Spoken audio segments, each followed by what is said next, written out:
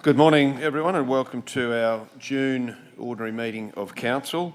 Very much appreciates everyone's attention and attendance, and welcome to all of those who are watching online. Just a reminder to click join the meeting, councillors, so that we can record your attendances via that method as well. We will have go through some apologies at that time, and also a granting of leave of absence as well. Before doing so, can I acknowledge the Aboriginal parties whose songlines traverse these lands we meet on today, the Western Waka Waka, the Guybil, the Jarrawa and the Bigabul peoples, and pay respects to their elders past, present and emerging, for they hold the knowledge, rich traditions and bold ambitions of Australia's first people. I have to say and begin this morning's meeting by acknowledging Scripture Union and the chappies across our region. And last night, the Deputy Mayor and myself were privileged to be at the front line, or the dinner, raising funds for Scripture Union. And, you know, there's just this underlining goodwill that the chappies provide across our region. And that was amplified last night with some wonderful stories of exactly that goodwill and the kindness that's shown for chappies across the work that they do. So shout out to the chappies this morning for all the work that you do as well for our community. There's a couple of other things that I would like to mention before we move to item number 2 on the agenda, and the first of which is that yesterday the Global Ag Investing Conference, which is being held in Brisbane for the first time, thank you Councillor Melissa for your email last night, first time held in the Southern Hemisphere, and previously they've been held in London, New York, Tokyo, and our CEO Sal Petrosito was part of a panel. This was part of this, as I say, Ag Investing Conference, and Toowoomba was set up as a site. So thank you to TSBE for helping to facilitate, and the DPI as well for bringing those delegates into our region. So congratulations to all involved, and thank you, Sal, for your presentation on the panel yesterday.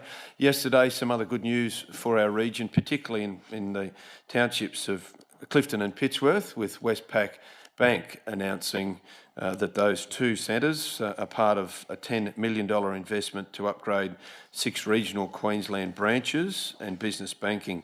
It was fantastic to have the CEO of Westpac, Anthony Miller, here yesterday, where he explained that the community banking services provides regular in-person banking support in regional towns, with Westpac bankers visiting fortnightly, giving customers direct face-to-face access to banking services and support to complement digital banking options. So thank you to Westpac for investing in regional Australia more broadly, and certainly in our area.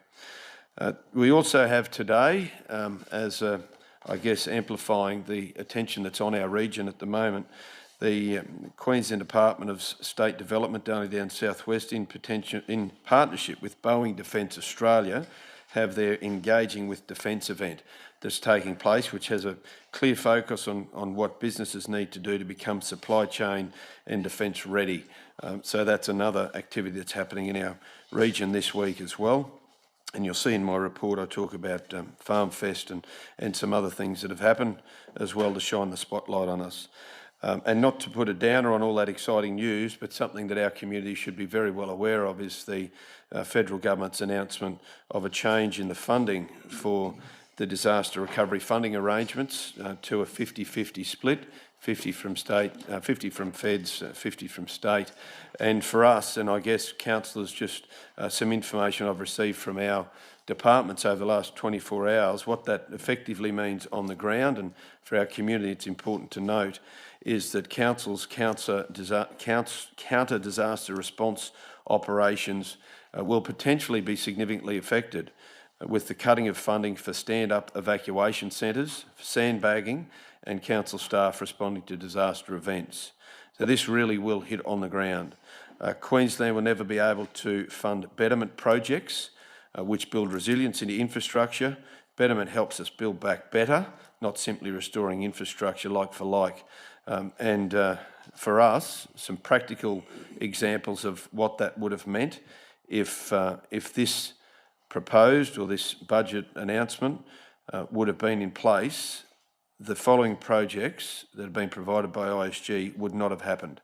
The Clifton to Pittsworth Road upgrade, Bulli Creek Road upgrade, the Nuku Road upgrade, the Kingsthorpe Hayden Road upgrade and the Greenwattle Street upgrade. All projects that would not have happened if this was in place at that time. So therefore we, as well as 76 other local governments across Queensland, are joining shoulder to shoulder to actually do what we can to support the Queensland Government to see if we can have an influence and change some of this methodology that's being used. And to be perfectly honest, it couldn't come at a worse time.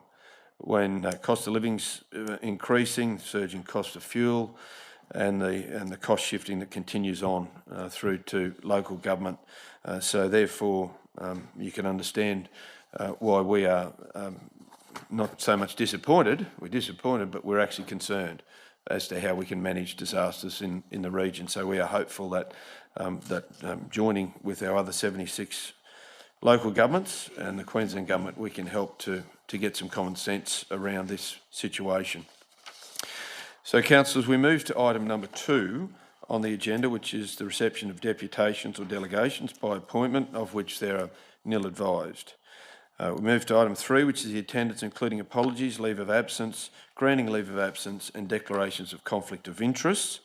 We do have an apology from Councillor Gary Gardner, and a resolution is required for this leave of absence, or apology I should say, and the motion before us is that the apology for non-attendance from Councillor Gary Gardner be accepted. Can I have someone? Moved by Councillor Carroll, seconded by Councillor Edwina. Those in favour?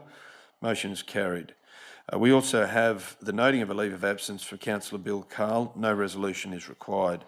As far as granting of leave of absence, Councillor Melissa, I believe you have a resolution. Yes, thank you. My apologies, excuse me. Yes, Mr Mayor, I'd like to apply for a leave of absence for the week of the 13th of July for any committee and or special meetings that will may be scheduled. Thank you very much. I wonder, are you comfortable with the wording that's up on the screen, or would you like us to say absence from meetings from the week beginning 13th of July? Yeah, just fine. In case there's a change. Are you happy with that? No, for the week of the 13th of July. So, that'll then cover everything. Yeah, absent from committee meetings and Thanks, any Dean. special meetings scheduled for the week commencing 13th of July. Thank you. We'll just make that change, and then we're happy then to move and second that once that's up on the screen. Yes, that makes sense. Someone happy to move? Moved by Councillor Carey, seconded by Councillor Carroll. Those in favour? Motion's carried unanimously. Are there any other leave of absence that anyone would like to raise at this stage? If not, councillors, we move then to declaration of prescribed conflicts of interest. If there are any prescribed conflicts of interest, if there's something that is cropped up through the meeting, we can raise it. Declaration of declarable conflicts of interest. Councillor Rebecca, our Deputy Mayor. Thanks, Chair. This is in regard to item 16.3, the confidential item on the appointment of directors and the chair for TSB. And I'd like to declare that I've got a declarable conflict with 2 of the 3 proposed directors, that being Ian McFarlane and Emily Pullen-Tanner. And so I will excuse myself while that matter is discussed and voted on. Thanks very much, Councillor Rebecca. I'll make a note of that when we go to the closure of the meeting in item 15, so we can redo that there. And we might deal with, just for our own purposes, Deanne, we might just change the order to deal with that one first when we get to that, and then you'll be back in for the rest of the, rather than staying out and coming in and going out again. Okay, any other declarable conflicts of interest, councillors? If there is anything that crops up, as I've said, if you prescribed conflicts that crops up through the meeting, please just alert myself, whether it's for you or someone else. We move to item number 4 then, councillors, which is confirmation of minutes of the ordinary meeting of council on the 19th of May 2026. The motion is that the minutes of the ordinary meeting of council dated 19th of May 2026 be confirmed. Moved by Councillor Rebecca, seconded by Councillor Trevor. Those in favour? Motion's carried unanimously. Item 5 is business arising out of the minutes of the previous meeting. There's nothing through there. Item number 6, councillors, is the presentation of petitions. I'm unaware of any petitions at this stage. Anyone with any petitions? No. We then move to item 7, which is business which the Mayor wishes to have considered at this meeting without notice, and there is no mayoral minute for this meeting. We then move to item number 8, councillors, which is the reception of consideration of committee reports. Item number 8.1 is the Planning and Development Committee, of which there was one substantive item, which was the Toowoomba Regional Planning Scheme Project Quarterly Update, 23rd February to the 15th of May. Would anyone like to pull that out to vote on it separately? If not, the motion before us is that the report of the Planning and Development Committee dated 2nd of June 2026 be received and the recommendations therein be adopted. Moved by Councillor Kerry, second by Councillor Trevor. Those in favour?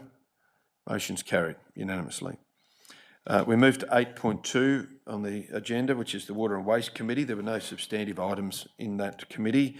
Therefore, the motion is that the report of the Water and Waste Committee dated 2nd June be received.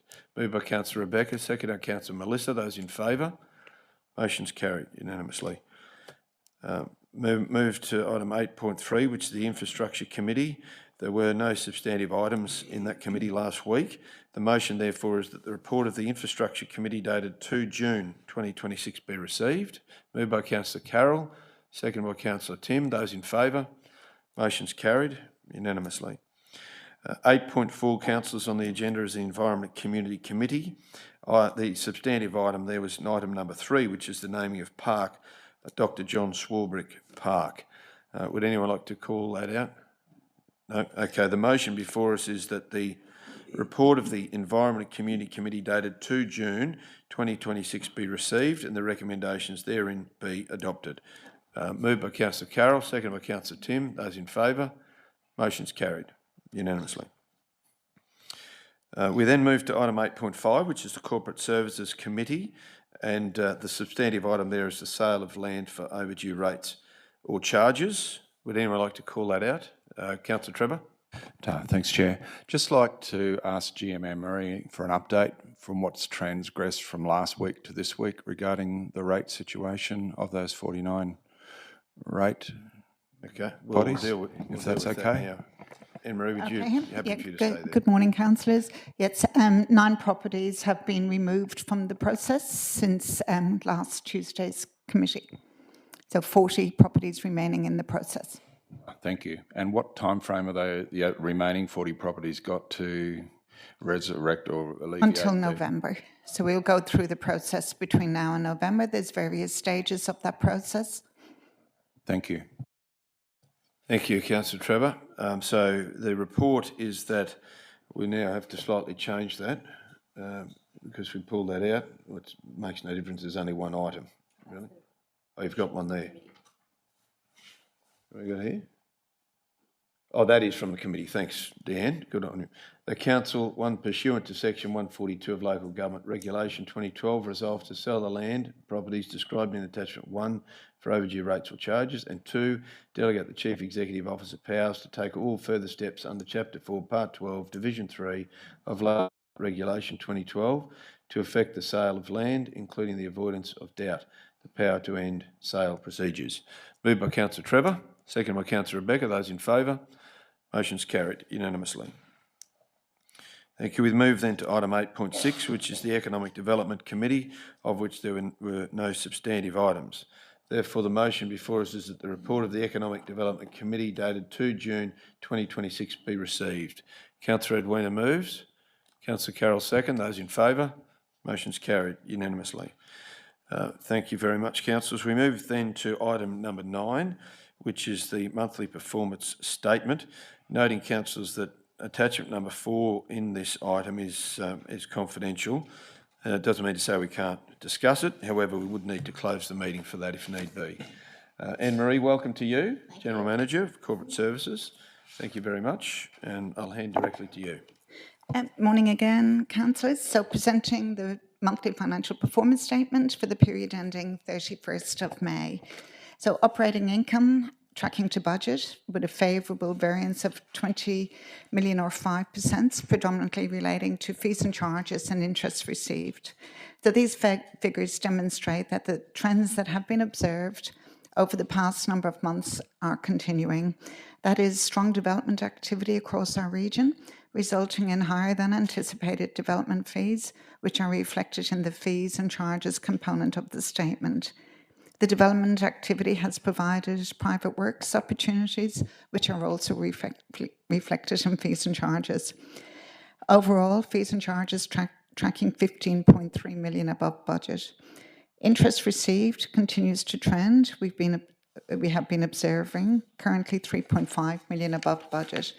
So as reported previously, we have higher than anticipated cash holdings due to the delivery of the Capital Works programme.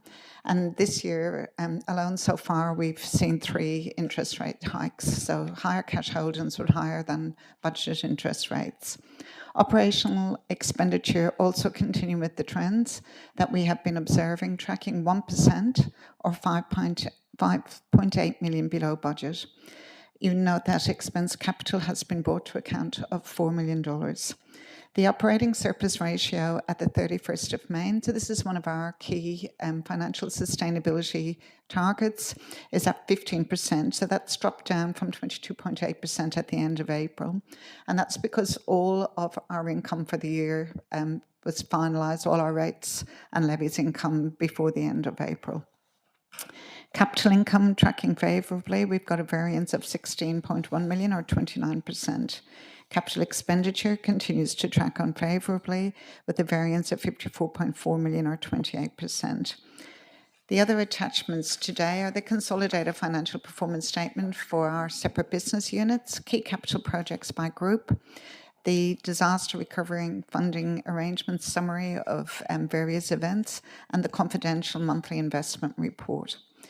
Water rate notices were issued on the 24th of April, and they had a due date for payment on the 27th of May. And I can report that the payments are tracking as per previous year and are on track for that target of less than 5% outstanding at the 30th of June. And as just mentioned, there are 40 properties remaining in the sales for rate arrear process. Attachment 5 to the report today is the reforecast to the 30th of June.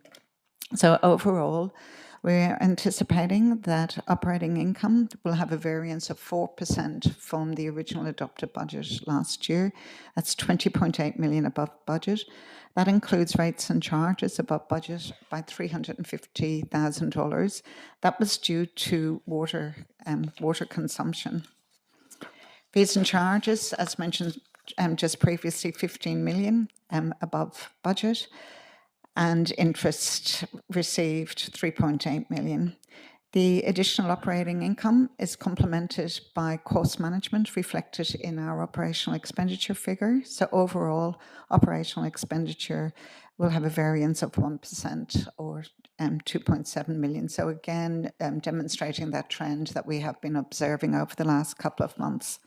Labour below budget by 3% or 3.9 million, and that's due to the vacancies we've been carrying. Materials and services below budget by 2%, and predominantly to change in delivery model for private works and ICT projects. And we anticipate the operating surplus ratio will be 4.8%, again within that set target.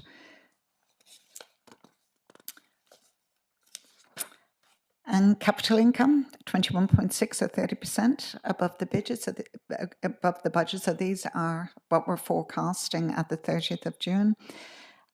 We have reached a full and final confidential settlement, which is the result of that additional capital income.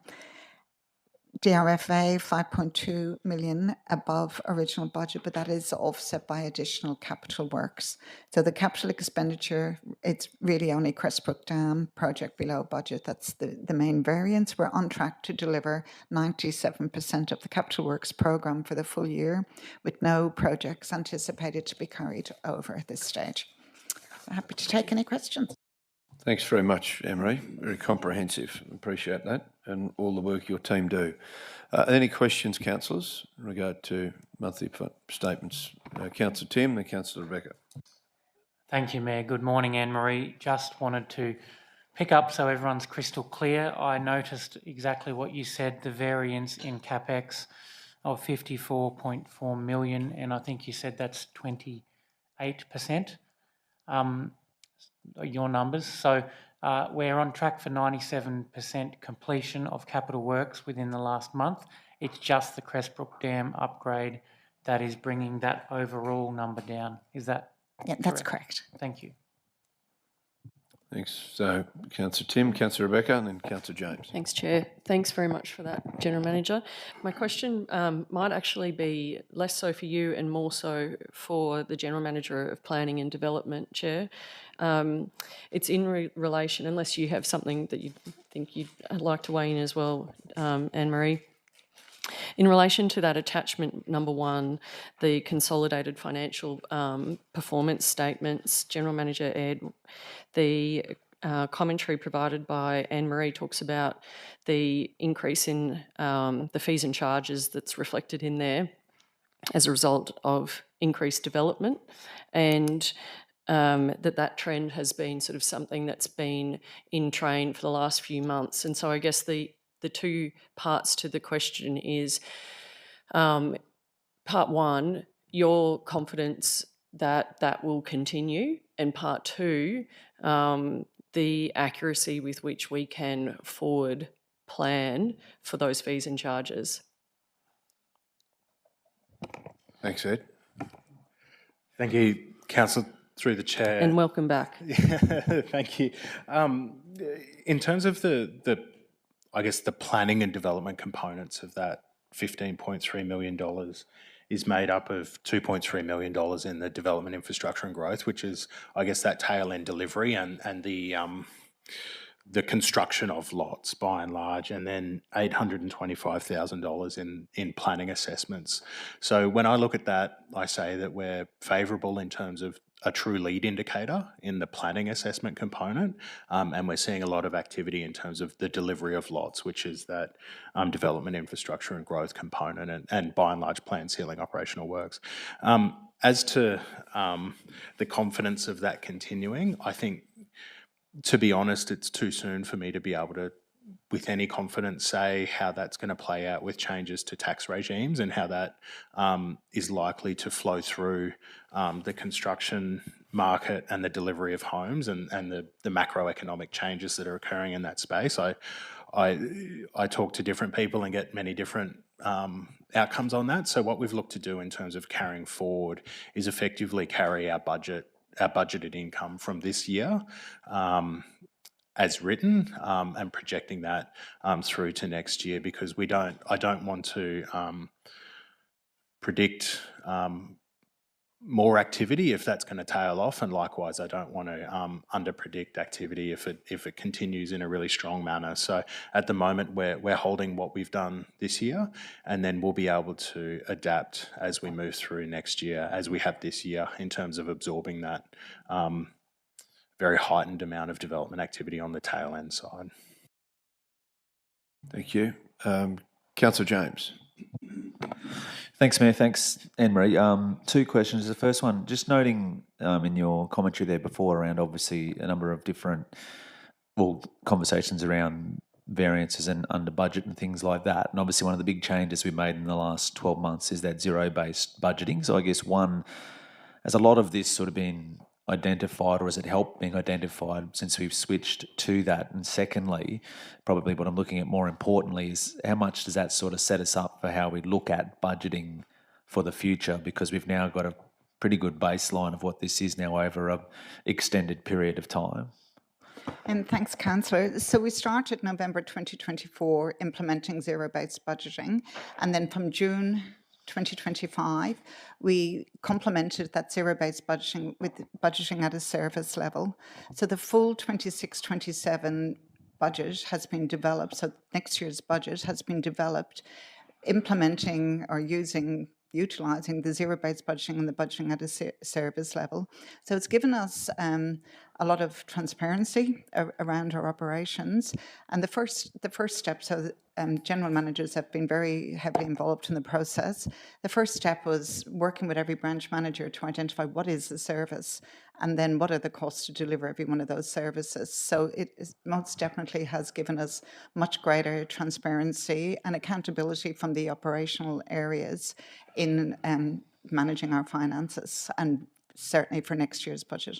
Yeah, thank you. And because I just think, this is a prime example of what we're sort of talking about of one TRC, the position we're looking for, efficiencies we're trying to gain, and the absolute value and importance of the staff in corporate services that have been put in this position, obviously, I guess, as the gatekeeper when it comes to zero-based budgeting. So it's a change, but I think it's an important one. So I just wanted to recognise that. And the second one, Mayor, if I can ask, and I don't know if it's more to yourself, Anne-Marie, it might be Sal, I'm on the similar vein to what I was last month. I just want an understanding again. So DRFA, the summary report there. So council has expended 5.35 million of the budget 7 in complementary works, which is outside the scope of approved QRA funding. Understand the value in delivering that, but I'm questioning, like I mentioned last month, fundamentally, a position of budget and time and a point in time of where we are with with how much we're trying to, again, find efficiencies. And Councillor Carl's not here. I'm sure the same thing about where we sit on a prioritisation scale. And I know we see a number of, as we're formulating budgets moving forward, and we see a lot of different projects that are below the line, lower order roads, whatever it might be. How or why or where in our priority scale does budgeting 7.09 million in complementary works, which is actually outside the scope of that funding, adding value, or how are we recognising or realising that? And I granted, I understand this is something that's in place, and obviously I know it's an acting general manager. But I'm just, like I brought up last month, I'm just struggling to grasp the prioritisation of that figure and how and why. I'm happy to start that one.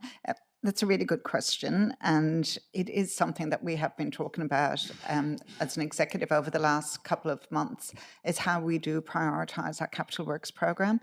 And I've got an action to review our prioritisation framework and to commence the budgeting process earlier to ensure that we are accurately and properly prioritising works, and that we are delivering the right projects in the right place at the right time. And that is a key priority for us. First of all, is that identification that we know our business and we know what it costs to deliver each component of our business, but then that we are doing the right work at the right time. Thanks. I might hand over to Sal. Thanks, Anne-Marie, as well, just for that same question. Thanks, Councillor James, and through you, Chair. Councillor James, what we have done, and I think in Anne-Marie's earlier report, 90-odd%, nearly 100% of our capital program will be delivered. So the work that we set out to do will still be delivered.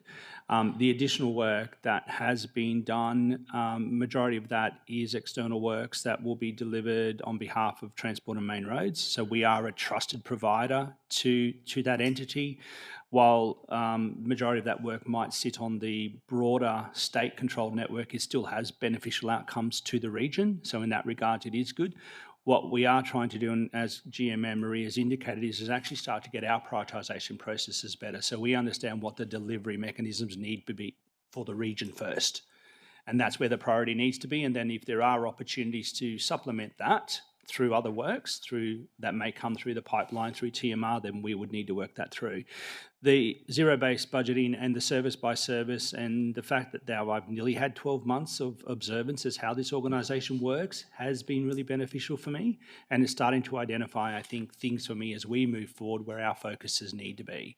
So I think what I'm trying to summarise for you is that that's been a practice. I'm reviewing that practice. The focus should be on what we need to deliver for us as a priority. But in those supplementary works that we do, there is a beneficial outcome to the region as well. And the fact that we are a trusted provider to Transport and Main Roads is something that we should be proud of as well. No, thanks, CEO. Just final thing I'd add to that, I concur with everything you've said, and I'm glad to hear that, because agree wholeheartedly, but it's that priority piece. Where does that sit with what we need to do or should be doing, or are we foregoing things that we could be doing already within our network with that amount of funding that's going to something that's outside of a scope? So I agree, and I think as a council moving forward, prioritisation is the key outcome of where this... And look, as a council, we might go through it and say, no, the priority is to do that. But I'm just saying I don't know that we've put the question mark around what is our priority with figures like that when we've talked constantly around lower order roads and the amount of budget towards that footpaths, and you go on. So that's what prioritisation is the key outcome we need from that, in my opinion. Thanks, Mayor. Thanks, Councillor James. Any other questions, comments? No other questions, Anne-Marie. Again, thank you very much to you and your team. You've got plenty on at the moment, juggling this and then also getting our budget prepared for June 30. And I think the answers that you provided, particularly around the budgeting service by service and work that's been done over the last 12 months, is helping you shape up that budget to come to council as well. So with that, councillors, the recommendation before us is that the monthly financial performance statement for the period ending 31 May 2026 be received. Moved by Councillor Tim, seconded by Councillor Melissa. Those in favour? Motion's carried unanimously. Thank you. Thanks very much, Anne-Marie. Appreciate that. We move then to item number 10, councillors, with the Chief Executive Office monthly report, noting that attachment 2 is confidential and not that we can't discuss it, but we will have to close the meeting for that one. So, Sal, I'll hand over to you. Thank you. Thank you, Mayor, and good morning, councillors, and good morning, everyone who's listening online. Well, winter has definitely arrived in Toowoomba, and I'm sure that we're all feeling the impact of those bracing winds and cooler temperatures over the past week. I know I certainly am, as my first full winter in Toowoomba. It's been another busy period with my focus across a number of priorities, including staff engagement, workforce discussions, engagement with our community, meetings with regional business leaders, and the ongoing day-to-day work required to keep our multifaceted organisation operating effectively and progressing forward. Engagement with the business and industry sector continues to see improvements in the way council is working, and while I know that there is still a considerable amount of work that we need to do, it is pleasing to hear that the organisation is moving in a positive direction. I might just touch on a couple of highlights over the short period since we last met. Fuel supply. There continues to be still a high level of uncertainty regarding fuel supply and distribution, and while we've seen some easing in the cost of fuel at the pump, council remains focused. This uncertainty has seen an increase in pressure placed on local governments, particularly in relation to the rising operational costs associated with fleet-intensive services and contracted activities. The situation does remain under close observation, and in response, the executive leadership team now has endorsed a crisis fuel management plan, which will outline a clear framework and set of guidelines for the organisation to follow in the event, and hopefully this won't occur, that we do move to further restrictions under a Category 4 fuel emergency. Around implementation and improved reportings, a current review is currently being undertaken of our reporting processes, and council decision tracking is underway to ensure that we can improve the accuracy, transparency and consistency in the way we capture and report. This review is focusing on identifying the gaps, streamlining workflows and establishing a more structured approach to capturing and monitoring council resolutions and actions. It is intended that the enhanced reporting framework and decision tracking mechanisms will be implemented in time for inclusions into the July monthly report, providing a clearer visibility of progress and accountability, and one of the commitments I have made to ensure that we remain on track in the way we deliver to this chamber. I just want to touch on Kabbalah and FarmFest. On a cold and wet evening in late May, I, along with several councillors, attended the community conversation at Kabbalah. Joined by several council staff, I had the opportunity to again hear and engage directly from our community on the matters that impact and which are important to them, something which I value to ensure that the organisation continues to stay in touch with the community we serve. I also had the opportunity, not for a long time, to attend the Elders FarmFest, Queensland's largest annual commercial agricultural business, an event held right here in the Toowoomba region, with over 750 exhibitors showcasing the best in what is new and innovative across the agricultural sector. I've also been informed that the event nearly had approximately 37,000 people attend over the 3 days, I believe another record. In summary, Mayor, it has been another busy period across our region throughout the organisation, and as we work towards the end of the financial year, I know that it will continue to remain focused and busy. And in the next month, as we ensure that we continue to deliver across our region, that concludes my report for the June ordinary meeting. Thanks very much, CEO Sal. I appreciate that. Given that we only had our ordinary meeting about 3 weeks ago, there's been a lot happened in that time, hasn't there? Councillor, is there any questions, commentary at this stage for Sal? If not, the motion before us is that the Chief Executive Officer's monthly report be received. Moved by Councillor Rebecca, seconded by Councillor Edwina. Those in favour? Motion's carried unanimously. Thank you very much, Sal. We then move to item 11, councillors, which is the monthly report, the Mayor's monthly report. And there's a couple of things in there that I would like to mention. Of course, Sal, you've mentioned Farm Fest, which was a terrific event. But I wanted to draw our attention and that of the community's attention, which may well have gone unnoticed, and that's the posthumous Great Queensland Day Award for a Queensland Great, which was awarded to Sister Elizabeth Kenny, acknowledging her enduring contribution to health and medical innovation. So exciting of the community in Nobby particularly that last evening, actually, Councillor Rebecca, I didn't get to mention this to you, that the lady who was down at the awards to receive the certificate actually took it with her last night, the awards. She's just so proud of the fact of what this is. And of course, Sister Elizabeth Kenny, as we all know the story, was a self-trained Australian bush nurse who developed an innovative approach to the treatment of polio. So very well done, and thank you to those at Nobby who continue to keep the memories and the enduring legacy of Sister Elizabeth Kenny alive as well. Councillors, I revert your attention to the SEQ City Deal update, which is the public art initiative. And I just wanted to elaborate a little bit further on that, given it was pretty well hot off the press only last week. However, councillors will recall that this actually started some time ago, nearly 2 years ago, can you believe it, back in December of 2024. And there was a public art reference group. It was formed as a result of an ordinary meeting of council back on the 10th of December, and it was determined that the Bell Street Mall would be the preferred location for the artwork. And at that time, the artwork was to be designed and constructed so it could be relocated in the future if required. It's also noting that the grant, which was uncontested, which is almost like a three-cheer into the federal government, an uncontested grant which we received $680,000 for, with Toowoomba Regional Council contributing a further $58,100. And obviously this has gone through a process, but there is still some broader stakeholder engagement and communications still to be staged in accordance with the SEQ City Deal requirements. And in particular, there's key stakeholders clearly in the Bell Street traders, the traditional owners, yet to be fully briefed. However, they have been part of the process as well to that point.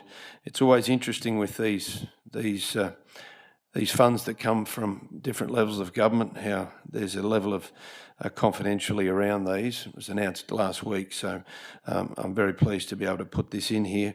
However, there'll be broader public messaging and discussions that may preempt an engagement or create confusion if we're not careful about how we do that. So, General Manager Nick, thank you for some information through the last 24 hours in regarding to this, and you've also committed, and we thank you for that, to come back to Council to provide further updates as the project moves into the next phase. So I do appreciate it. It's good news, but it seems like an age ago that this happened, so that's why I wanted to make sure it was on the agenda for today. So, councillors, other than that, the rest is there for your reading pleasure, and more than happy to answer any questions if there are any. Councillor James. Thanks, Mayor. Just wanted to, I noticed the first thing on your report there is around the Queensland Day All the Best Awards. So I just thought it was a good opportunity, just more so, just as a comment to mention, they're up there. It's obviously those three that were awarded those, so obviously it's congratulations to those. But I think more so as well, it's recognition for us as a region. So as we are all parochially proud of our local area, I had a look. Of the 15 awards, there was 5 from Brisbane businesses. The next highest was Toowoomba with 3. So you had every other regional powerhouse in this state that only finished with one or none. Another one I think finished with two. So I just think it's great recognition, obviously, of our region. The reason that these businesses won those awards is that people took the time to vote, and if anyone voted, it's not a system where you could go in there and vote 300 times. It was one email, one vote. So it was one of those sort of processes. So I just think it's great recognition, and to actually see across the weekend those three businesses, how they put different things on and collaborated together. So I just think it's recognition again of our community and support, and how we always say, this is a community that supports its own and supports local. So I just think it's great recognition, not just necessarily for those three businesses, and as well Carnival of Flowers, which finished on the podium, but recognition and a hat tilt to our region, because as I said, which certainly showcases that we support our own. Thank you, James. Well made. The best bakery is the Baker's Duck, Toowoomba, best burger joint, Super Rooster, and the best gym, Project 88. It's interesting, there's already conversations about there should be a best hot chip, which may well position the Super Rooster based on their promotions that they do, right up there as well. So you never know. But it is good recognition, and you could tell the excitement with those people, which does help promote that opportunity. So thank you, James, for highlighting that. Councillors, the motion before us is that the mayoral monthly report be received. Anyone move? Moved by Councillor Rebecca, seconded by Councillor Edwina. Those in favour? Motion's carried unanimously. Thank you. We move then to officers' reports. And 12.1 is the appointment of chairpersons for standing committees. And the motion, what's there before us, councillors, which we've effectively duplicated from July through to March in the same period from before. The motion is there before us, councillors. Are there any questions in regard to that? The motion is that council resolves to appoint chairpersons for each standing committee meeting as listed in attachment 1. Moved by Councillor Rebecca, seconded by Councillor Trevor. Those in favour? Motion's carried unanimously. We then move to item 12.2, which is the implementation of smoke testing, which is the inspection program, sewage system, Toowoomba Regional Council, August 2026 to November 2026, and welcome GM Jake Passier to come forward to talk to this particular item and answer any questions. Thank you, Jake. Welcome. Thank you, Mr Mayor, and good morning, councillors.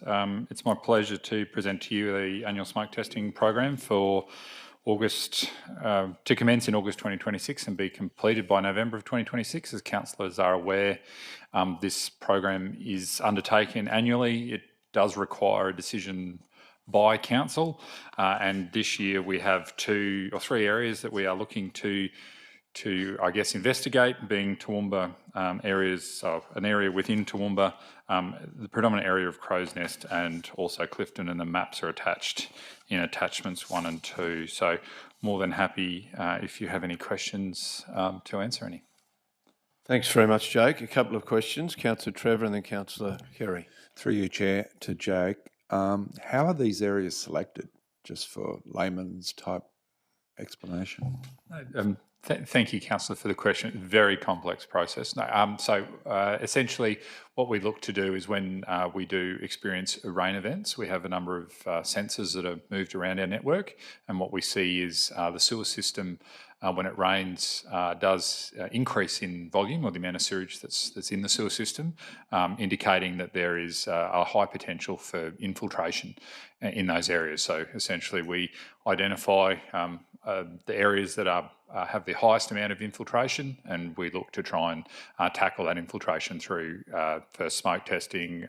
We can do relining programs and those sort of bits and pieces to identify where those where the rainwater might be entering our sewer system when it shouldn't be. Okay, thanks, Jake. Thanks, Councillor Trevor. Councillor Kerry. No, thanks, Jake. This activity appears to be predominantly operational in nature. Could you explain why we have to make a decision on it, please? Thank you, Councillor Shine. Because it involves an inspection on an individual's property. So when we do put smoke up the sewer system, it may in fact eventuate out the top of, say, a connection by the stormwater into the sewer system, and under the legislation that is not something that council can, delegate that authority down to either the CEO or subsequent officers. So the decision has to, under the legislation, remain with council. Thanks very much, Kerry. It's a good point. I think we ask that same question every time. Maybe it's anyway, it's important from a resident perspective that we're aware of it. And I know you do other, not so much promotion, but alert residents as well at the same time. Any other questions for Jake? If not, the motion before us is quite lengthy. Number 1, council approve a selective inspection program be undertaken in accordance with section 134 of the Local Government Act 2009, where authorised persons may enter residential properties for the purpose of inspecting house sewer drains for faults, damage and to find illegal connections to sewers. 2, the selective inspection program commence on 3 August 2026 for a 3-month period and conclude on 3 November 2026. And 3, the selective inspection program be undertaken in the areas marked on attachments 1, 2 and 3 with the objective of identifying damaged council infrastructure, faulty house drainage connections and illegal stormwater entries into sewers. Moved by Councillor Rebecca, seconded by Councillor Trevor. Those in favour? Motion's carried unanimously. Thanks very much, Jake. I really appreciate that. Item number 13, councillors, is matters for which notice has been given and there's been nothing advised in regard to that. Item number 14 is any other business council determines by resolution to be included in the agenda papers, and again haven't been notified of anything in that regard. Now, before we move to closing of the meeting to the public, we'll deal with these in 2 parts. And the first part, councillors, with your indulgence, will be to do 16.3, and we'll deal with that on its lonesome. So we'll when we're at the time, we'll close the meeting, we'll deal with that, reopen the meeting, vote on the matter, and then Councillor Rebecca will come back in the room, and then we'll close the meeting again to deal with the other 3, so that it's a consistent method. So the first item that we'll be dealing with is item 16.3. Councillor Rebecca, I'm just noting your declaration, and then we'll deal with that one separately, and we'll get you back in once we've finished and voted on it. Thanks very much. So, councillors, we'll be dealing with 16.3. However, the first motion is to close the meeting, and the motion is that the meeting be closed to the public in accordance with section 254J3 of Local Government Regulation 2012 to consider the following items on the agenda. And in this case, it'll be item 16.3, which is the confidential appointment of Chair of the Board of TSBE, Toowoomba Serapos Enterprise, TSBE, and resolve for Chief Executive Officer to support Director appointments prior to TSBE AGM. The reason for the closed meeting is this report relates to the appointment of Chair of the Board for TSBE and support for appointment of new directors of TSBE, and therefore it is recommended that the meeting be closed to the public in accordance with section 254J3E, legal advice contained by the local government or legal proceedings involving the local government, including, for example, leading proceedings that may be taken by or against the local government, and F, matters that may directly affect the health and safety of an individual or a group of individuals of the Local Government Regulation 2012. Therefore, councillors, can I ask for someone to move that we close the meeting to the public? Moved by Councillor Kerry, seconded by Councillor Tim. Those in favour? Motion's carried unanimously. Thanks, Deanne. Close that.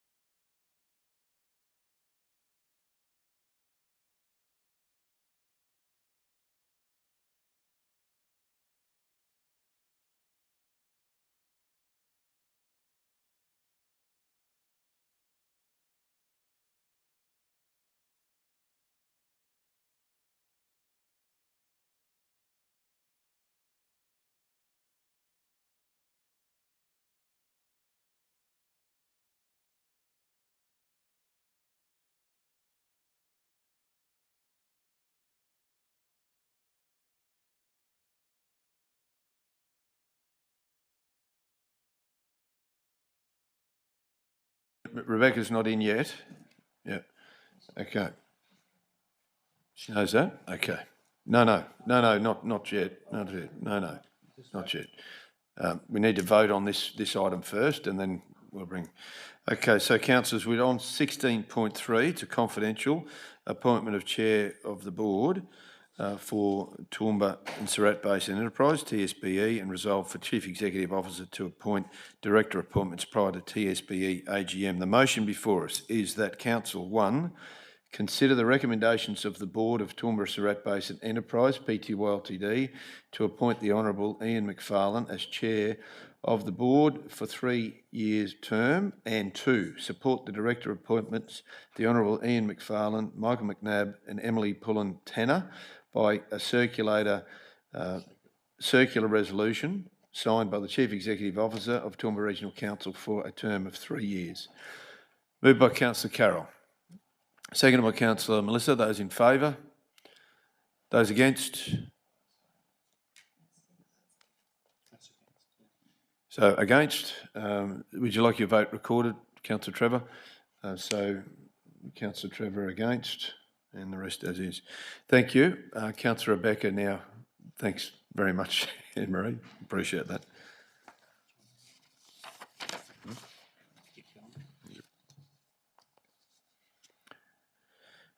Thanks, Councillor Rebecca. Welcome back.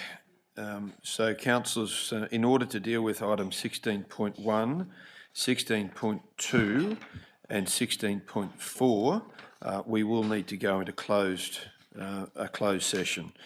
And the reasons are listed as they are, very similar to what I mentioned before for 16.3.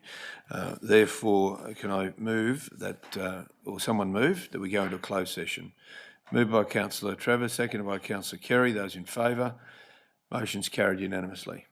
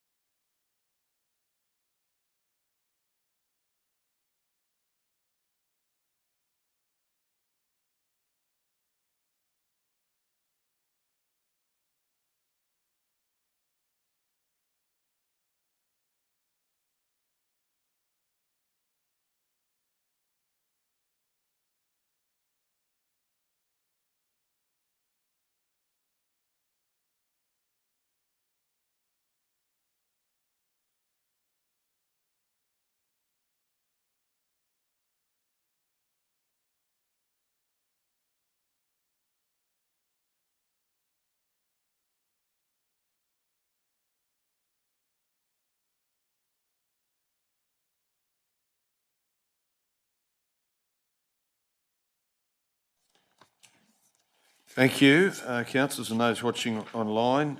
We now resume the meeting, having been in confidential, and the items we'll be dealing with 16.1, 16.2 and 16.4.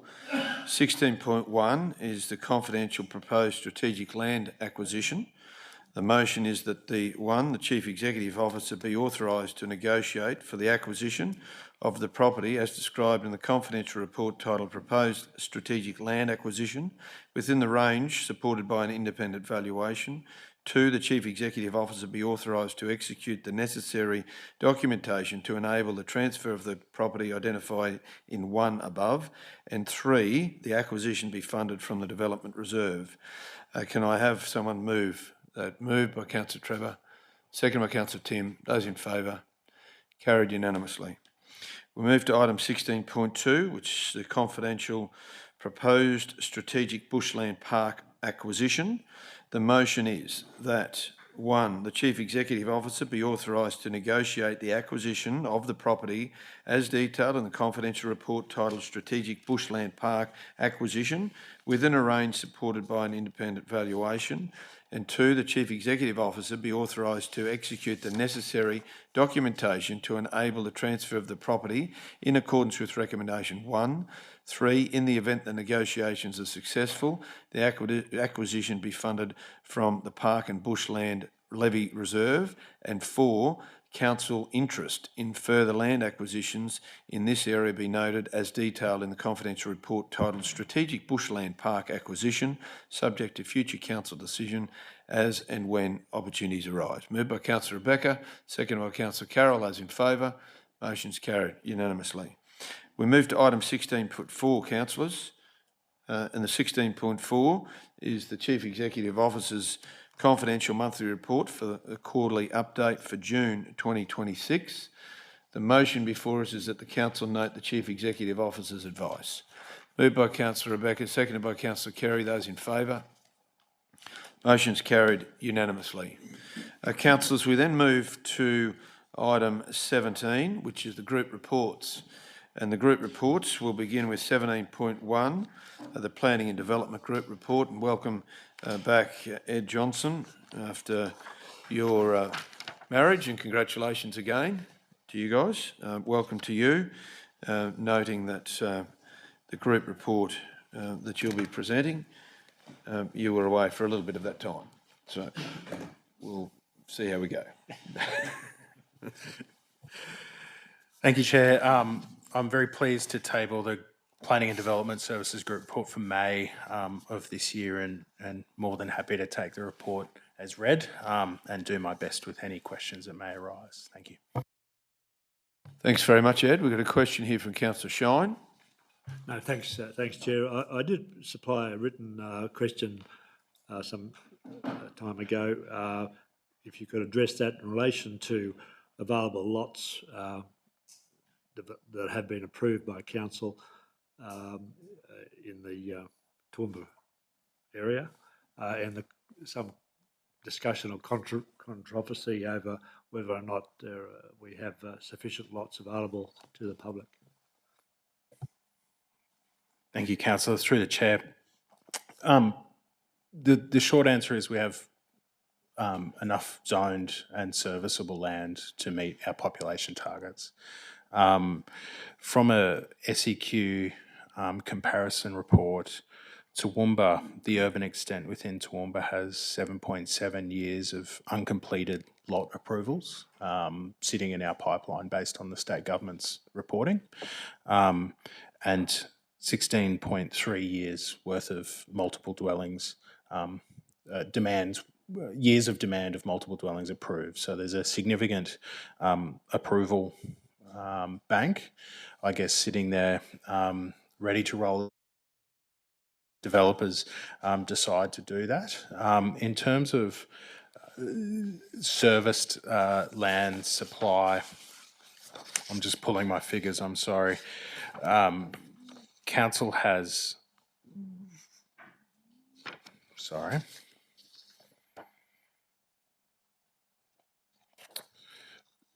17 years of unapproved land supply within our area, our priority infrastructure area, and that's calculated on land zone for residential purposes, and then a density back applied over that with factors applied that removes developable area as a result of constraints and other either infrastructure upgrades and the like.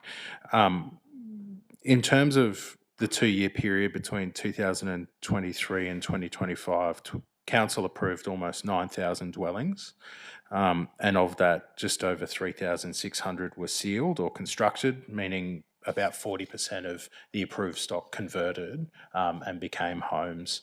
In the 12 months to May of 2025, Toowoomba recorded 613 residential house lot certifications, which is the highest level of lot creation since 2019. We are fiercely working on a number of systems and capability uplifts in terms of data and tracking and real-time tracking, both through software solutions like NovaPlan, which is mentioned in the group report, as well as internal dashboard reporting so that we can track applications from pre-application stage through to post-construction so that we are able to have our finger on the pulse with data at point in time so that we can sit there at any point in time and know how many lots we have within the approved pipeline, how many lots we have in the under construction pipeline, and how many lots are awaiting planned sealing. We're working through that. That's an astronomical body of work that the business team within the group are working through at the moment. But it's certainly a common theme for local governments to bear the brunt of the discussion in this space. But what I'm pleased to report is that officers are working very, very hard across a number of different portfolios of work to be steadfast in terms of outlining council's requirements for what development may be very clear about that, be very clear early within that, and give quick no's and quick yeses rather than long maybes to move through. But the numbers speak for themselves for us in Toowoomba, and they're not council's numbers, they're the state's numbers. Just a follow-up, if I could. Thank you. From what you're saying, there would appear to be ample land available to address the housing shortage that we have within our area here, but there seems to be a reluctance on those developers who've received approval for developments to proceed with them. Is there anything that we can do as a council to encourage or require those developments to proceed by way of imposition of extra rates or charges? Is that possible within our system in Queensland? I'd have to take the rates question on notice and acknowledge that there's work underway at the moment within the organisation around rating categories and how that plays out. I think in terms of, well, what can council do?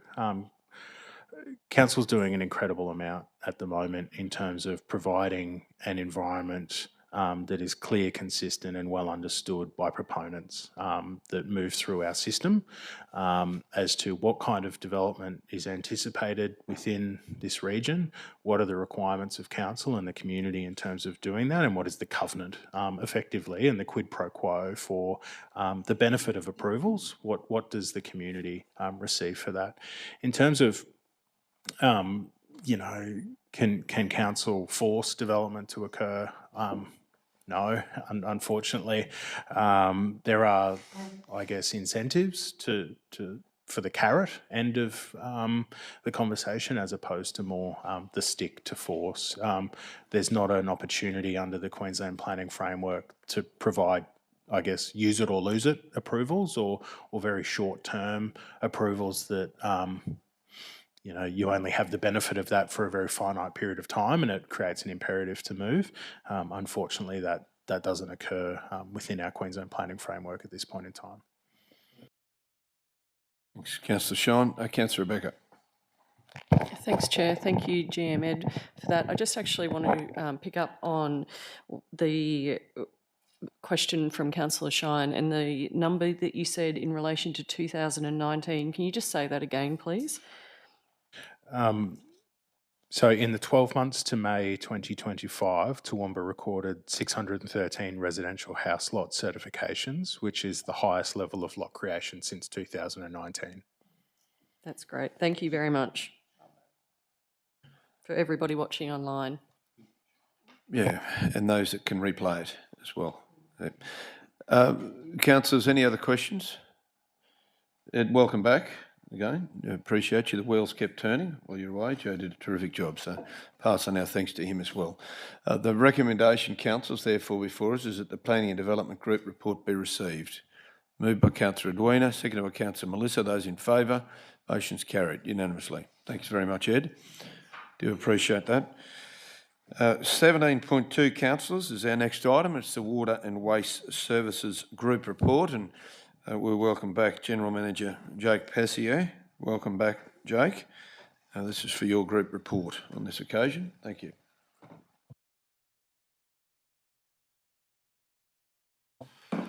Thank you, Mr Mayor, and good morning again, councillors. I'm happy to present the group report for the month of May for Water and Waste Services, and happy to take the report as read and answer any questions you may have. Thank you, Jake. I appreciate that very much. Councillors, are there any questions for Jake in regard to water and waste? Councillor Rebecca. Thank you, Chair. Thanks very much for this, General Manager Jake. At page 6 of the report, the waste programs, and it talks about the Emu Creek Waste Management Facility closure. So the report says that the facility has been closed due to unacceptable regulatory, customer safety and operational risks arising from continued misuse and vandalism. And I flagged this with you, but the reality is that that site and others have experienced vandalism and antisocial behaviour in the past. That's why some of our sites, we do have the security measures in place. So the first question I have is the decision to close this because of that misuse and vandalism. Given that there has been that vandalism in the past, was there something different about the amount of vandalism that was being experienced that, in your mind, justified the closure? No, thank you, and through the Chair, thank you, Deputy Mayor, for your question. And I guess in answering that question, there's been as you have said, there has been issues of antisocial or vandalism or damage caused to components of that facility all the way back since 2017. In more recent times, we've had and seen quite an escalation in that behaviour. More recently, in the last 3 months, we've had 12 instances where that facility has disposed or had material disposed of it illegally, either on the ground or the incorrect material being disposed. We've had 70 instances of footage where illegal scavenging's taken place, and we've had 9 fires. So in the last 84 days, that facility has had 9 at times where it's been set on fire. The most recent time was in the 11th of May, at which the fire was so significant that it caused damage to the facility. All 3 bins that are at that facility aren't normal bins, these are large industrial bins, to a point where those bins needed to be replaced. So the facility was temporarily closed. We believed we were going to be able to temporarily close that facility until repairs could be undertaken. But whilst that facility was temporarily closed, the facility was in fact broken into and locks and additional vandalism taken place. as councils may not know, and the community may not know, as council operates these facilities under a licence issued to us by the Department of Environment and Tourism. It is a regulated activity, running a waste facility, and we have a licence. We have a licence that requires us to operate that facility under what's called our general environmental duty. So we need to make sure we do the right thing and ensure the environment, the protection of the environment. On the 22nd of May, the department had written us a letter. Now, every time we have a major incident at our facilities, we report these to the department. So on the 22nd of May, the department provided us a letter from the most recent incident that occurred on the 11th, stating that action must be taken by council to address the non-compliance with our environmental authority or face fines and penalties to a maximum of $3.7 million. So on that basis, plus the fact that the significant severity of the fire in this particular circumstance, and councillors, I was here in the organisation in 2019 when we had a significant bushfire caused by a very minor act in this facility of Crow's Nest, made the decision to close that facility with in mind that council will be provided some information around the broader waste strategy, around the long-term future of that facility. It was not appropriate for us to advise the residents that it would remain sort of closed on a temporary basis, because it would require significant capital expenditure in order to bring that facility up to a standard where we could meet our environmental licence.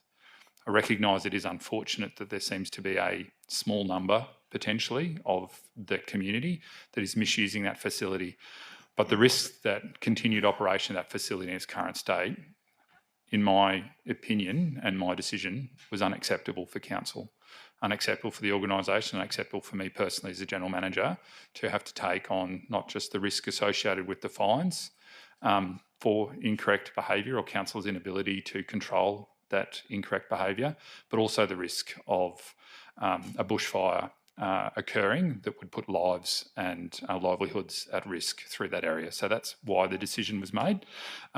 As I said, there will be broader consideration for the future of that facility as part of the waste strategy, which, as council knows, is going to be indicatively, depending on the state government's decision around its waste strategy, is anticipated to come to this chamber next month for that longer-term view as to the future, longer-term future of that facility and other facilities that we operate across the region. Thank you very much for that, General Manager Jake. So then my second question, bless you, my second question is in relation to whose responsibility it is to actually make that decision to close a waste management facility for council. And the question's either through the chair to yourself or to the CEO, because it is a withdrawal of a service, and for the reasons that you've outlined, but it is the withdrawal of a service, and whose responsibility that actually is, yourself or to the CEO, because the accountability to the community sits here with the council laws. So can I have some comment, please, about the grounds upon which we made that decision for the General Manager to close the facility instead of that coming to the council?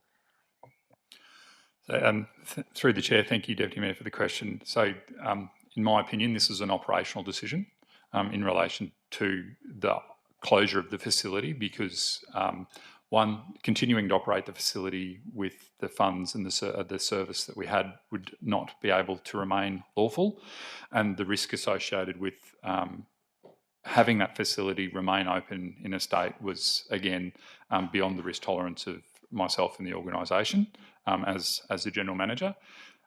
Reminding council that there is a strategic decision around the long-term future of this facility to be made in the coming months, but I could not have that facility remain open without significant capital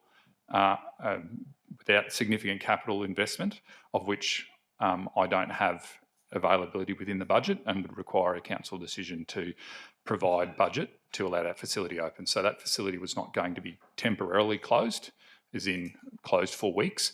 It would be closed for a number of months, if not longer for council to be able to first allocate the budget works to be undertaken before a facility opens. And if a facility in New Creek is to reopen, it will not be a facility that resembles a facility that is currently there at the moment to align with the requirements to provide a lawful and safe and appropriate facility for the use for those residents. A comment, if I can, Chair. It's an interesting one, right? Because if we follow the logic that it was an operational decision within whatever parameters, then the decision for any other waste management facilities, what's the difference between them being strategic and operational decisions as well? So I think we all know that risk sits with us here. And I personally think in this matter, it was a decision that should have come to the council because it is involving the provision of a service. And if it was the decision of this council that it needed additional budget to maintain operation, then that again would have been a decision for this council. And similarly, any risk tolerance sits again with this council. Thanks. Thanks, Councillor Rebecca. We'll take that as a commentary, as a summary, your views. Councillor Carroll. Thank you, Mr Mayor. I support that view because we're operating under the old strategy that we had for waste services, and that was there. And I understand everything that's been said, and I understand why it was closed, but I don't believe it was an operational decision. If we're operating under a strategy of council, it should come back here, and it could have. That's my thought, so I may be overridden as well, but I honestly believe that we, or previous council, signed off on the waste strategy, and until a new one comes, we're operating under that waste strategy, and any changes to that, I believe, should have come back to this council. Thank you. Thanks, Councillor Carroll. I take that as a comment as well. Councillor James and Councillor Trevor. Look, I totally respect the previous two speakers' opinions on what it is, but this is not a strategy. This is a safety issue that's been outlined by the staff as to why it needed to be. Nobody wants it to be closed, but I mean, I don't really think that it's something that you can put risk of further vandalism, safety, the reasons that have been pointed out around whatever the fines or potentially could be, to wait to get to an operational decision, in my opinion, to make an operational decision by a strategic arm. I think long-term wise, absolutely, it's a tough decision, something we're going to have to cover. But I actually think we've spoken a lot this morning around the swiftness and of act to try and get to outcomes. I actually feel like, and as I said, and I'm say it again, I fully respect and totally see the other side to it. I genuinely do.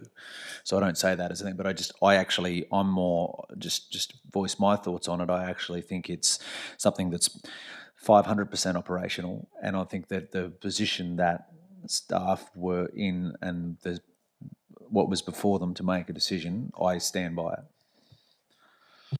That's right. We'll just take it as a comment. We're not in a debate here because there's no decision required.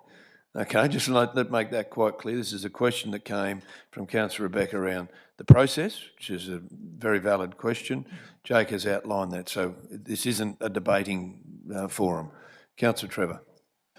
3 questions to GM Jake through you. Misuse at other waste facilities, how does this one compare to other waste facilities right across our region? Thank you, Councillor Trevor, for the question. In relation to misuse, it covers a broad range of things. So we can have things like asbestos being dumped at facilities that is where we're not lawfully able to receive asbestos and those types of behaviour, which is quite severe and is in breach of our environmental authority. But our management practices are then able to be, enacted to prevent that misuse from occurring. So we have staff sites which then will go through a period of checking loads, or we'll go through an investigative process to identify either the individual or individuals that may have disposed of the loads. We also see that facilities are not necessarily broken into overnight, and subsequently dumping occur, or in this particular instance we suspect, again, we don't have, it's a non-powered site. There's no lighting around there. We suspect by the evidence of what occurs to be there is a party or gathering of people is occurring at this facility, and because of its location, and again, as I said, it's not it's quite remote. There's no power. There's unsealed road access. It's difficult for us to, I guess, control that behaviour, and we've attempted to, we lock the gate, the lock is removed, we put CCTV cameras up, they are vandalised or in fact damaged to beyond ability to retrieve facilities, to receive the footage. When we do see footage, we see footage of vehicles that have no number plates, or if they do have a number plate, it's an incorrect number plate for the vehicle that's being driven. So that's the sort of range that we've seen at Emu Creek. At other facilities, we might see an occasional incorrect dumping, or we might see a misunderstood customer attempting to dispose of a product that shouldn't be there. We haven't seen the level of misuse in any of our facilities to date, than what we've seen at most recently at Emu Creek. So going on from that, part two of my question was, all of our waste facilities do have camera facilities there. Obviously the Emu Creek one has been damaged and nothing adds up really there. Obviously police involvement has been instigated, but nothing's come of that.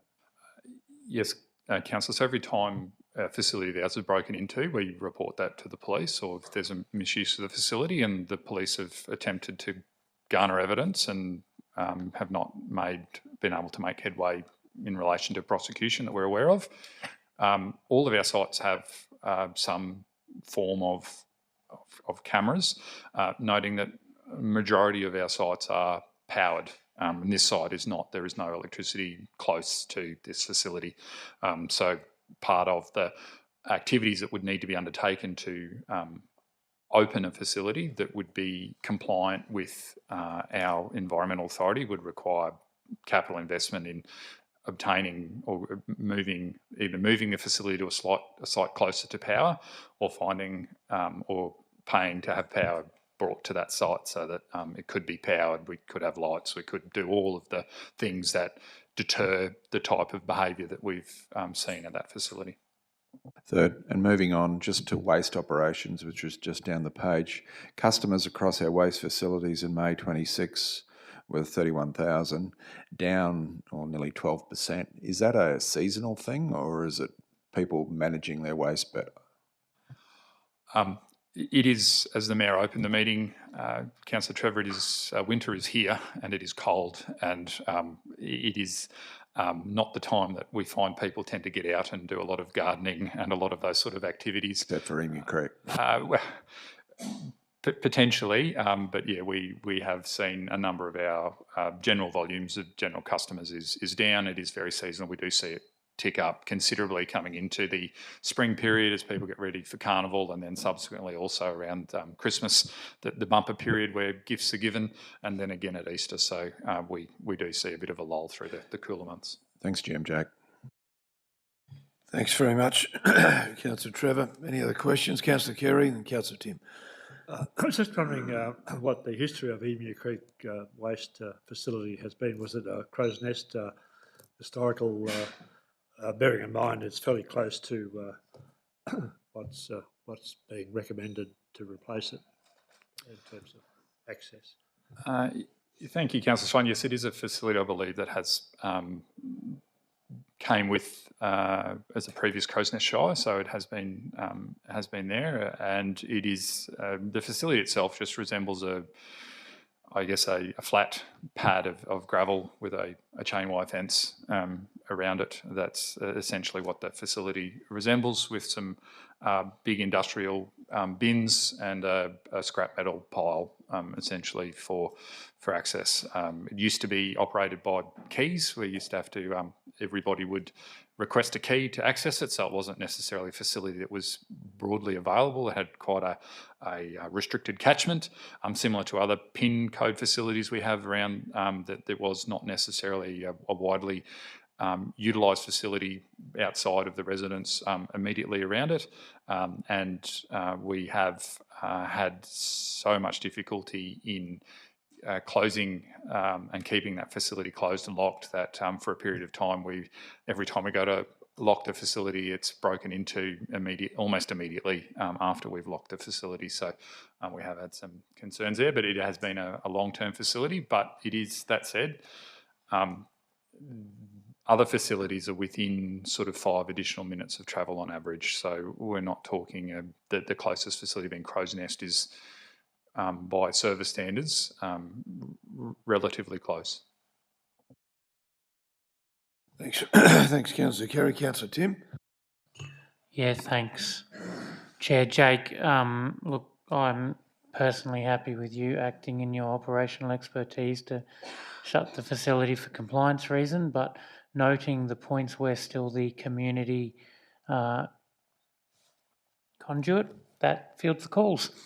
I'm wondering, as a comment, if the statistics that you put in your speech very well alliterated the problem earlier could be put in a press release, because that was a lot more detailed than what has been given to the community. But as a question, you did mention that for this to reopen, there would be significant capital upgrades required, noting it is a site that doesn't have power. So we would need security, we would need the bins that were burnt, we would probably need a staff member on there. Do you have any rough guide of what this council would need to invest, should it choose to, in the amount that would need to be given to reopen that facility? Yeah, thank you, Tim. It is a bit difficult at this early stage to give you a number in the order of between sort of $3 to $5 million is where we're, indicatively. But again, it depends on location. As I said, if there was a site or a block that would be most suitable, closer to power, all of those considerations need to be made. But what is clear is that if we were to open that facility, council and myself as a general manager would be exposed to the risk of a fine under the general environmental duties, as well as if there was to be a significant fire that spread from that, the liability would be significant from council. So we would not be able to open that lawfully in its current location, as we've gotten to that threshold from the department without we would have to demonstrate to them that if there was something that did happen in the short term, that we would be doing our best not to facilitate or to modify the behaviour that we have seen and has been demonstrated to be at that site. Thanks very much, Tim. Thanks, Jake. Are there any further questions for Jake? If not, the motion before us is that the Water and Waste Services Group report be received. If someone move. Moved by Councillor Melissa, seconded by Councillor Rebecca. Those in favour? Motion's carried unanimously. Thanks very much, Jake. I appreciate that. We then move to item 17.4, which is the Infrastructure Services Group report, and welcome Acting GM, Marie. Thank you, Marie.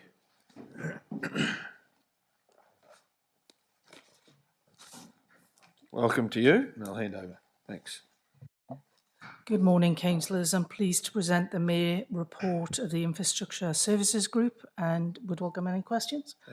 Thank you. Thanks very much, Anne-Marie. Marie, thank you. Councillors, any questions, comments for GM, Acting GM? If not, the motion before us is that the Infrastructure Services Group report be received. Moved by Councillor Melissa, seconded by Councillor Trevor. Those in favour? Motion's carried unanimously. Thanks very much, Marie. It's put a smile on your face, hasn't it, Marie? We move then to item 17.4, councillors, which is the Environment and Community Services Group Report, and welcome back to you, Nick. Been up here a few times today, so welcome back to you. Thank you, Mayor. Good morning again, councillors. Gives me great pleasure to present the group report for the Environment and Community Services Group. Jam-packed full of highlights for the month, I'm sure you'll agree. Happy to take any questions that you might have. Thanks, Nick. Any questions or comments? Councillor Trevor. I'll start with a few comments and then get to a question. Galleries, Rosalie and Crow's Nest are really going above and beyond with their exhibitions. I went to both over the last few weeks. Particularly the one at Rosalie Gallery was very, very, very well attended. Unique, exquisite woodworking. The Crow's Nest Gallery, checkered history, a great representation of the Toowoomba Photographic Society. Well done to those guys. It was a really good one. Pinpointing where I went to primary school, Kangaroo Hall. I went to the Kangaroo Primary School. They've had a hall upgrade or a kitchen upgrade out there, well received by the community, I believe, and they've got a really good hall committee running that facility at the moment. Which leads me on to my question that I raise every ordinary meeting with circular communities. Where are we at with that? What's the updates on that facility at Torrington? Thank you, Councillor Trevor. This month, I'm pleased to report that there have been no further complaints regarding CCA since we received a single noise complaint on Friday the 15th of May. And in response to that complaint, our officers attended on the following Monday and reviewed the CCTV footage, which also included audio, and we were unable to substantiate a noise nuisance based on that footage and the sound recorded at the time. Since then, there's been no additional complaints that we're aware of, and CCA are complying with the conditions outlined in their enforcement notice, which was issued on the 26th of March. So we are continuing to do after hours and weekend inspections, and we may be able to lift the enforcement notice if no nuisance is observed in the next coming fortnight. If that becomes the case, all adjoining complainants would be notified that CCA are considered to be compliant with the conditions of their development approval. So does that mean they go back to the original guidelines set out, or will the new guidelines that we've set in place take place with the new guidelines? Just because the residents will be interested to know that. I don't think there's new guidelines put in place. What we're doing is enforcing the conditions of the development approval and also the environmental licence. And so they were found to be in breach of those conditions, and the enforcement notice was that they needed to comply in accordance with those conditions, and they appear to be demonstrating now that they are complying in accordance with those conditions. Okay, so undertake that they're complying. Watch this space, see what happens. Okay. Thank you. Thanks, Councillor Trevor. Any other questions or comments for GM Nick? If not, the motion before us is that the Environment Community Services Group report be received. Moved by Councillor James, seconded by Councillor Carroll. Those in favour? Motion's carried unanimously. Thanks very much, Nick. I appreciate that. We now move to our last substantive item, which is 17.5, Corporate Services Group report. Anne-Marie, welcome back to you. Thank you. You've been very busy as well today with us. Thank you. Good morning again, councillors. Happy to take the report as read. Thanks very much, Anne-Marie. Questions or comments, councillors? If not, Anne-Marie, thank you very much. And noting again, as I said before, we're getting close to formulating our budget. June 30 will be the special meeting of council at 9 a.m. And thank you to you and your team for the work that you're doing in that space. The motion before us is that the Corporate Services Group report be received. Moved by Councillor Tim, seconded by Councillor James. Those in favour? Motion's carried unanimously. Thanks very much, Anne-Marie. Very much appreciate it. Councillors, that does conclude the items for today's meeting. And in doing so, can I thank you all for your attendance and acknowledge Deanne for your efforts today. I know we slipped through things very quickly at a scale and pace the first probably hour and a half of today's meeting. Speed and accuracy is where you come in, and we do appreciate that as well. So thank you. Councillors, before putting the final closure on, you will be pleased to know that the Minister for Housing and Public Works, Minister for Youth, the Honourable Sam O'Connor, has been in town today to announce the Queensland Government's support and funding of a Toowoomba Youth Foyer, which is something that through the Youth Advisory Committee some years ago, and then through our advocacy through to the budget process, we've asked for, and today that has been announced for that building to take place and begin early next year. Construction in Harlexton. It'll provide 40 apartments and 24/7 support for 16 to 25-year-olds. So thank you to Sam O'Connor, the Honourable Sam O'Connor, for being here today to make that announcement. That concludes the meeting. Thank you very much.